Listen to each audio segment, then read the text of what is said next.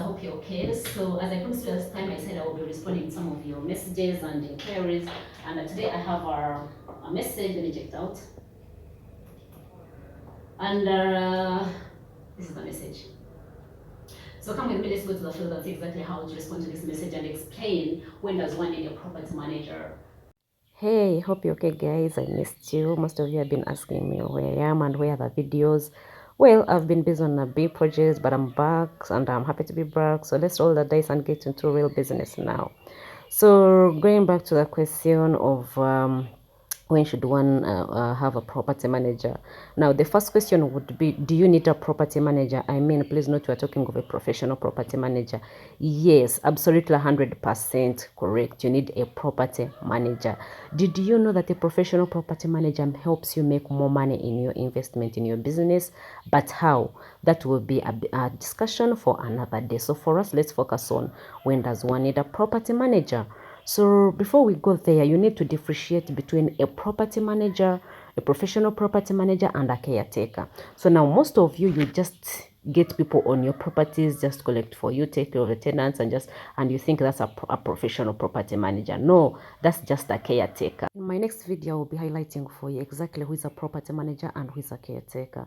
But anyways, for now, let's focus on why we're here. There are 5 basic stages at which one needs to involve a property manager or a property consultant. The first stage being the idea level. The moment you have the resources available and then you're set to say, now I want to develop and this is what I want to develop.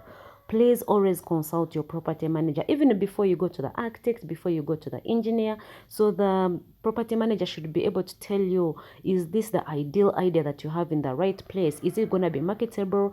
Is it going to sell or not? I know you must be wondering why you need a property manager at this level. Remember, number one, I said you need a property manager who is also dubbed as a property consultant, who is more knowledgeable in this field. Remember, property manager is in this game and he knows or she knows better which kind of developments sell faster or which property developments are more marketable, and those key attributes that actually tenants or buyers are always looking for. So you need a property manager to guide you, especially on the market side now. Anyways, of course, these are the things you should actually have done in the feasibility study, but of course, most of you intend to dodge that. You think it's an extra cost, but actually, feasibility study reports help you now to evaluate all these areas, of course, in terms of numbers, financial analysis, market analysis, location analysis, and all these things. So, of course, the first thing would have been feasibility study reports, but the fact that you want to jump this area now into construction or whatever, then yes, bring in a consultant, a property consultant, or a property manager and guide you on key areas. Remember, for you as a real estate developer, you just focused on 3 key areas to achieve, like any other investor anyway. So number 1 is return on your investment, number 2 is the payback period, and number 3 is the profit index. So if those 3 are not really achievable, then why are you even developing? So you need to focus on those 3 areas, and of course, remember, you cannot achieve those unless you have done the right project that is going to attract the right end user consumer, which is even the tenant. So you must put up the right project that's going to attract the right tenants to get you more incomes at a fast rate. So anyways, the second stage is at the level of paperwork. Paperwork means we are talking of now the architecture designs and drawings, and that's why we're involving the architects and the engineers. So here you need your property manager to come in and now evaluate the paperwork, what has been designed, now the designing of the structure or the idea that you had in mind, and see exactly, is it going to be marketable, is it going to be consumable, have you actually focused on these key attributes of a property, a good project, let's say apartments or commercial building. So the property manager needs to come in and now guide you. Remember, at this level, it is easy and cost-free to make changes in the paperwork, as opposed to when you wait at a further stage and then you start now restructuring the property, because now it will be costly for you to do demolitions and whatever. So this is why you need to make more changes actually. So the third level of involving a property manager is now at share level. For example, this property is at share level. Now, this is very so important, because now here the property consultant will come in and now help you to add in a few details that could have been missed. For example, let's say case in point of this property is that this kitchen is an open design kitchen, which is an on thing, but you see they missed something, that this just an open space to the sitting room, so there is no privacy in the kitchen. So what we did is that we are going to put an island island or a top to the kitchen, so that it encloses that space between the kitchen and the sitting room, which creates privacy. Because remember, there are key 3 areas where one needs privacy in a house. Number 1 is the kitchen, number 2 is the bathroom, and number 3 is the bedroom. So if those key areas are not actually catered for in terms of privacy, then it may inconvenience the tenants.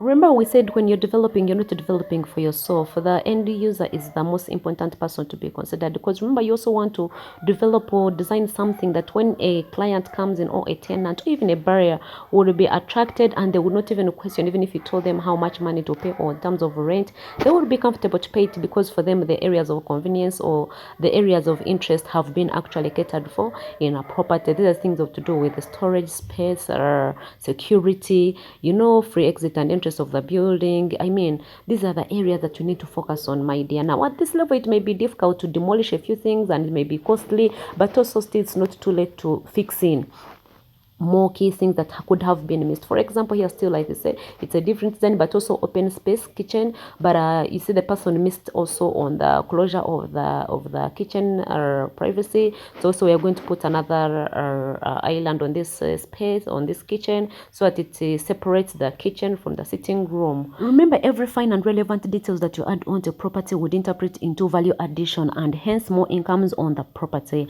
Anyhow, let's get out of here. Let's move into another property, or in another place where this client has another project that we are supposed to look at. The client has hired us actually to be his property managers, so that's why we are going through his properties to see exactly, before we take over, how much he needs to add in, where do we need to advise him, and where do we take on from here. So anyway, the fourth level of where you need a property manager would be at the level of now the completion. For example, this property is at a completion level. The property is ready but has not yet been exposed to the market. It's not yet open to that for the tenants. So now why are we here? This property that we are supposed to look at the key details of now, before the client hand over to the property, before he brings in the tenants. There are key areas as a professional property manager we're supposed to look at, and be sure that they are fine and the property is in the best suitable state of operation. So here we are looking at the completion. We are looking at a few details in terms of utilities. Are they functioning or not? We are looking at the completion, for example, the drainage systems. We are looking at the lighting. We are looking at the security details and all that.